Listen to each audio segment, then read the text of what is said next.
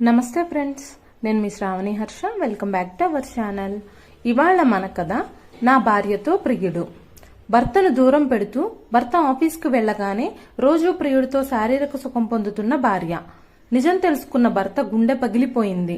ఒక మంచి ప్లాన్తో భార్యకి ప్రియుడికి దిమ్మ తిరిగే షాక్ ఇచ్చాడు భర్త. ఆ భర్త ఏం చేశాడు? ఒక యథార్థ గాథ. ఇక కథలోకి వెళ్తే సమయం సాయంత్రం 5 గంటలు. ఆఫీస్ అయిపోయింది. బండి తీశాను. ఏదో ఆలోచనలో ఉన్నాను. తను ఒక లిస్ట్ ఇచ్చింది తెమ్మని. అది ఉందో లేదో జేబు తడుముకున్నాను. హమ్మయ్యా, ఉంది. ఇంటికి దారి తీసిన నేను వెంటనే మార్కెట్ వైపు తిప్పాను. ఆఫీస్ నుంచి నేను ఉండే ఏరియా సుమారుగా 10 కిలోమీటర్లుంటుంది.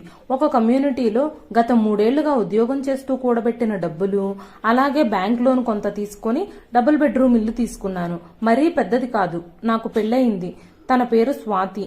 తను బీటెక్ చేసింది. కానీ జాబ్ ఏం లేదు. పెద్దలు కుదిర్చిన పెళ్లి. చూడగానే నచ్చేసింది. అంతా సవ్యంగా జరిగింది. ముహూర్తాలు పెట్టాకే ఇల్లు రిజిస్ట్రేషన్ చేయించాను. పెళ్ళయ్యాక అందులో అడుగు పెట్టాము. నా కల అది. స్వాతి రాకతో నిజంగా మారింది. స్వాతి చాలా అందంగా ఉంటుంది. ఈ నెల రోజుల్లో నాతో పెద్దగా మాట్లాడింది లేదు. ఎప్పుడూ ఫోన్ పట్టుకుని ఉంటుంది. సరే, అడ్జస్ట్ అవ్వడానికి టైం పడుతుంది కదా అనుకున్నాను. ముభావంగా ఉన్నప్పటికీ నేనే పలకరించి మాటలు కలిపేవాణ్ణి. వంట చేసి బాక్స్ పెట్టేది. 16 రోజుల పండక్కి వాళ్ళ ఇంటికి వెళ్ళొచ్చాక తనకి బోర్ కొడుతుందేమో అని టీవీ కొన్నాను. ఒక రోజు ఏదైనా కాంపిటేటివ్ ఎగ్జామ్స్ కు ప్రిపేర్ అవుతాను అంటే బుక్స్ తెస్తాను అన్నాను. వద్దంది. అలా రోజులు గడుస్తున్నాయి. ఇక ఈ రోజుకు వస్తే ఇంట్లో సరుకులు అయిపోతే చిన్న చీటీ రాసిచ్చింది కావలసినవి తెమ్మని. అందుకే నా పైన మార్కెట్కి వెళ్లే దారిలో ఒక థియేటర్ ఉంది. అప్పుడే సినిమా వదిలినట్టున్నారు. జనం బయటికి నడుస్తున్నారు. అలానే బైకులు కార్ల వాళ్ళు నిదానంగా చూసుకుంటూ థియేటర్ గేట్ దాటి మెయిన్ రోడ్డుకి వస్తున్నారు. నేను బండి స్లో చేశాను. అక్కడ ఒక బైక్ మీద ఒక దృశ్యం. అది చూడగానే గుండె ఒక్కసారి ఆగినట్టు, కళ్ళు గిర్రున తిరిగినట్టు, ఇది అబద్ధం అన్నట్టు అనిపించసాగింది. మళ్లీ తమాయించుకుని చూశాను. ఆ దృశ్యం నిజమే. అక్కడ ఒక బైక్ మీద ఒక అబ్బాయి కూర్చొని ఉంటే తన వెనక 2 వైపులా కాళ్లు పెట్టుకుని కూర్చున్న స్వాతి, నా భార్య స్వాతి. వాళ్ళు ఏదో మాట్లాడుకుంటూ నవ్వుకుంటున్నారు. ఆ జనంలో వాళ్ళు నన్ను గమనించలేదు. నేను వెంటనే బండి వెనక్కి తిప్పి కొద్దిగా ముందుకు వెళ్లి ఎడం వైపుకు తిరిగి వాళ్లను దూరం నుంచి చూడసాగాను. తన చేతులతో అతన్ని పట్టుకొని ఆనుకొని కూర్చుని ఉంది. నాకు అప్రయత్నంగా కన్నీళ్లొచ్చేశాయి. వాళ్ళు ఆ రోడ్ నుంచి కుడివైపుకు తిరిగారు. నేను నా జేబులో ఉన్న కర్చీఫ్ తీసి ముఖానికి కట్టుకున్నాను. దూరంగా వాళ్లను అనుసరించసాగాను. అంటే తను ముభావంగా ఉండటానికి కారణం ఇదా? అంటే నన్ను తను ఇష్టం లేకుండా పెళ్లి చేసుకుందా? ఇంకొకరి జీవితంలోకి వచ్చాక పాత ప్రేమను మర్చిపోకుండా కొనసాగించి నా జీవితంతో ఆడుకోవడం ఏంటి? వాళ్ళు మా ఇంటి వైపు వెళ్లసాగారు. కమ్యూనిటీ దగ్గరికి వచ్చింది. నేను దూరంగా బండాపి చూస్తున్నాను. మా ఇంటికి కొంచెం దూరంలో అతను బండాపాడు. నాకు వాళ్ళు కనిపిస్తున్నారు. పక్కన దిగాక చేతులు కలిపి ఏదో చెప్పి వడివడిగా వెళ్లిపోయింది. నేను దగ్గరలో ఒక పాన్ షాప్ ఉంటే బండి పక్కన పెట్టి అక్కడ నుంచుని సిగరెట్ తాగుతున్నాను. అతను వస్తూ బండి అక్కడే ఆపాడు. నన్ను చూస్తే గుర్తుపట్టే అవకాశం ఉండటంతో సిగరెట్ పడేసి మళ్లీ ముఖానికి కర్చీఫ్ కట్టుకున్నాను. వాడు దిగి పాన్ షాప్ ని సమీపించి ఒక సిగరెట్ తీసుకున్నాడు. ఒక 6 అడుగులు ఎత్తుంటాడు. టీషర్ట్ కండలు చూపించేలా ఉంది. జిమ్ బాడీ అనుకుంటా. పాన్ షాప్ లో ఒక మధ్య వయసు వాడు, బయట నేను, అతను తప్ప అక్కడ ఎవ్వరూ లేరు. వాడు సిగరెట్ వెలిగించాడు. సరిగ్గా వాడి జేబులో ఫోన్ రింగ్ అవుతుంది. నేను ఊహించాను ఆ కాల్ స్వాతినే చేసి ఉంటుందని. నేను ఆఫీస్ నుంచి వచ్చేసరికి ఇంటికి చేరుకునే మంచి ప్లాన్ వేసుకున్నారు. నాకు తెలిసి ఇది పెళ్లైన వారం నుంచే మొదలై ఉండుంటుంది. ఎందుకంటే పెళ్లి అలాగే గృహప్రవేశ హడావిడి అని చుట్టాలు మరియు మా వాళ్ళు వారం దాకా ఇక్కడే ఉన్నారు. తర్వాత నుంచి తను ఒక్కటే. నేను ఉదయం పనికి పోతే సాయంత్రానికి కానీ రాను. ఇంతకన్నా మంచి సమయం ఎక్కడ దొరుకుతుంది వాళ్లకు? పైగా టౌన్ కి దూరంలోని కమ్యూనిటీ. పెద్దగా జనం ఉండరు. రోజంతా వాళ్ళు గడపొచ్చు. ఇవన్నీ తలుచుకుంటుంటే నాకు నా మొదటి రాత్రి గుర్తొచ్చింది. మళ్లీ నా ఆలోచనలను కట్టిపెట్టి వాడి మాటలు వినసాగాను. లేదు, ఇక్కడే ఉన్నాను, పాన్ షాప్ దగ్గర. మీ ఆయన వచ్చాడా? ఇలా మాత్రం బాగుంది. ఈ టైం కాలేజీలో కూడా దొరకలేదు అని నవ్వాడు. భయంగా ఉండేది ఎక్కడ కలవాలన్నా. ఒకసారి లాడ్జికి వెళ్తే నువ్వేమో భయపడిపోయావు. ఇలా బాగుంది. మీ ఆయన ఆఫీసులో, మనం మీ వారి కొత్త ఇంట్లో. రేపు స్వర్గమే నీకు. 11 కల్లా వస్తాను. ఉంటాను. కాల్ కట్ చేశాడు. నా మనసులో వేదన మొదలైంది. ఇంత జరుగుతుందా? ఎంత మోసం! ఆలోచనలు వెనక్కి మళ్ళాయి. ఆ రోజు మొదటి రాత్రి ఏర్పాటు చేశారు. పెళ్లికి ముందు దాకా తన నెంబర్ కూడా లేదు నా దగ్గర, మాట్లాడింది కూడా లేదు. నేను అప్పటికి చూపుల్లో అడిగాను, నేను మరీ అందంగా ఉండను గనక తనకు ఇష్టమేనా అని. ఇష్టమే అంట అని టముక్ కొట్టారు. మొదటి రాత్రి తంది మహానటి నటనని ఇప్పుడే నాకు తెలిసొస్తుంది. గదిలోకి వెళ్ళాక కాసేపు మాట్లాడాక పట్టుకుంటే, వద్దు ప్లీజ్, కొంతకాలం ఆగి అర్థం చేసుకున్నాక అప్పుడు కలుద్దామని, తను నిదానంగా మార్చుకుని నన్ను ప్రేమించేలాగా అలవాటు చేసుకుంటాను అనుకుని ఇప్పటికి 30 రోజులు దాటినా ముట్టుకోలేదు. తను నా భార్య కాబట్టి అది తనకు ఇవ్వాల్సిన గౌరవం అనుకున్నాను. నేను ఇచ్చాను. తనే అతనితో పక్క పంచుకుంటూ ఒక బకరాలా నన్ను చూస్తుందని ఊహించుకోలేకపోయాను. మనసులో ఒక ఆలోచన వచ్చింది. అది వెంటనే అమలు పరిచాను. మళ్లీ వెనక్కి మార్కెట్కి వెళ్లి చీటీలో ఉన్న వాటి ప్రకారం అన్ని సరుకులు తీసుకొచ్చి బండి ఇంటి ఆవరణలో పెట్టి లోపలికి అడుగు పెట్టాను. తలుపు తీసే ఉంది. తను హాల్లో కూర్చుంది. టీవీ ఆన్ చేసి ఉంది. ఏదో స్పెషల్ స్టోరీ వస్తుంది.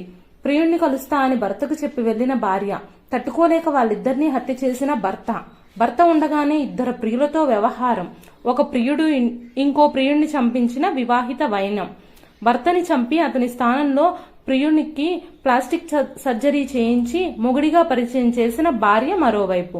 ఇలా అన్ని వరుసగా చదువుతూ ఎందుకిలా మహిళలు తమ జీవితాన్ని నాశనం చేసుకుంటున్నారు, ఎటుపోతుంది మన సమాజం అంటూ యాంకర్ గట్టిగా మాట్లాడుతుంది. నేను ఎన్ని రోజులు ఈ వార్తలు చూసి, ఇదేంట్రా ఇలా చేస్తున్నారు వీళ్ళు, శృంగార సుఖం కోసం ఇంతలా దిగజారుతూ హత్యలు చేసి పిల్లల్ని అనాథలు చేసి ఏం సాధిస్తున్నారు చివరికి అనుకునేవాణ్ణి. ఇప్పుడు నా పరిస్థితి అలాగే అయ్యింది. కుటుంబంతో సంతోషంగా ఉందామని నా డబ్బుతో నేను కొన్న బెడ్ మీద వేరెవరో కాపురం చేస్తున్నారు. దేనికైనా రాసిపెట్టుండాలి. స్నానం చేసి వచ్చి కూర్చున్నాను. 8 గంటలు దాటింది. అప్పటికి తను వచ్చి అన్నం పెట్టనా అని అడిగింది. ఆకలి లేదని చెప్పాను. తను ఫోన్ చూస్తూ కూర్చుంది. నేను వెళ్లి రోజూ పడుకునే బెడ్రూమ్ కాకుండా వేరే దాంట్లో పడుకున్నాను. లోపల గడిపెట్టుకున్నాను. నిద్ర పట్టట్లేదు. బయట ఏవో గుసగుసా మాటలు వినిపిస్తున్నాయి. ఫోన్లో అనుకుంటా. ఉదయం త్వరగా లేచి రెడీ అయ్యి బాక్స్ వద్దని చెప్పి 9 గంటల్లోపే బయటకు బయలుదేరాను.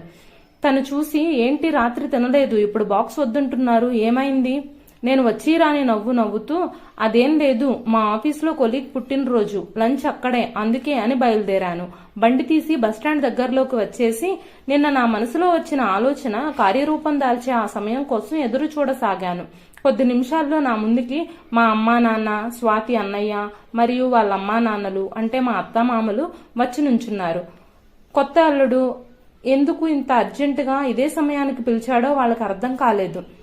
మా అమ్మా నాన్న కూడా ఆశ్చర్యంగా ఏంటి అన్నట్టు నా మొహం చూస్తున్నారు. నేనేమీ మాట్లాడలేదు. మీకే తెలుస్తుంది, కొంచెం సేపు ఆగండి అన్నాను. వారు నన్ను ఇంటికి వెళదాం ఏంటి అని అడుగుతున్నారు. మా మామయ్య అత్తయ్య ఏమైంది బాబు, స్వాతితో ఏమైనా గొడవ అయిందా అని అంటున్నారు. నేను అన్నీ వింటూ సమాధానం చెప్పకుండా మౌనంగా ఉన్నాను. టైం చూశాను, 11 దాటింది.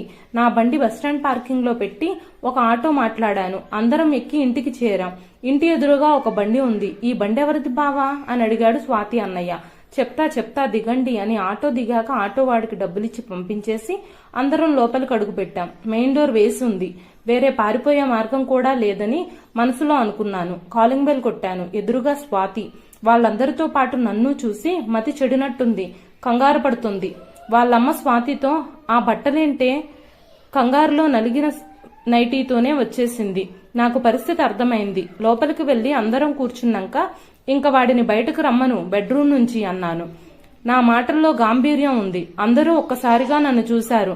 నేను అదే మాట మళ్లీ అరిచినట్టు చెప్పాను. స్వాతి రూంలోకి వెళ్ళింది. ఇద్దరూ బయటకొచ్చారు. అందరికీ నిన్ననే ఫోన్లు చేసి ఈ టైంకి సరిగ్గా ఇక్కడ ఉండేలా రమ్మని ఎందుకు అన్నానో వాళ్ళకు అర్థమైనట్టుంది. స్వాతి అలాగే తన ప్రియుడు తలదించుకుని ఉన్నారు. నేను లేచి వాళ్ళని చూస్తూ మళ్లీ కూర్చున్న వాళ్ల వైపు తిరిగి, అమ్మా నాన్న, అత్తయ్య మామయ్య గారు, నాకు మీరు పెళ్లి మాత్రం చేశారు. ఇది ఇప్పటి కథ కాదు అని మీకు అర్థమయ్యే ఉండొచ్చు. తొలి రాత్రి ముట్టుకోనివ్వని భార్యకి గౌరవం ఇచ్చి ఒకరినొకరు అర్థం చేసుకున్న రోజే కలుద్దామని విలువ ఇచ్చినందుకు, అలానే కష్టపడి సంపాదించి పెళ్లికి ముందే ఇల్లు కొని వచ్చే భార్యతో కొత్త గృహప్రవేశం చేసి జీవితాన్ని పిల్లాపాపలతో రంగులమయంగా ఊహించుకున్న నాకు దొరికిన భార్య తనే అని వేలు స్వాతి వైపుకు చూపించాను. నిన్ననే దేవుడి దయ వల్ల ఈ వ్యవహారం తెలిసింది. తనని కొట్టి లేదా అతన్ని ఏదో చేసి రోడ్డు మీద పడాలని నాకు లేదు. అందుకే మిమ్మల్ని పిలిపించాను. ఇక మీరే నిర్ణయించండి. వాళ్ళంతా మాట్లాడుకుంటున్నారు. స్వాతి అన్నయ్య స్వాతిని 2 దెబ్బలు కొట్టాడు. వెనక నుంచున్న అతని మీదకు కోపంతో ఎగబడ్డాడు. అందరూ అతన్ని ఆపారు. నాకు తెలుసు మా బంధం తెగిపోయిందని. నేను నా పెళ్లిని స్వాతిని నా మెదడులోంచి చెరిపేసుకుంటున్నాను. మా పెళ్లి బంధాన్ని చట్టం చేతిలో పెట్టి కొన్నాళ్లు ప్రశాంతంగా ఉందామనే ఆలోచనలు నా మెదడుని ఆక్రమించేశాయి. చాలా మంది భార్యలు ఇలాగే మోసం చేస్తూ తాము మోసపోయి తమ జీవితం నాశనం చేసుకున్నదే కాక ఎన్నో ఆశలతో పెళ్లి చేసుకున్న భర్త జీవితాన్ని కూడా నాశనం చేసేస్తున్నారు.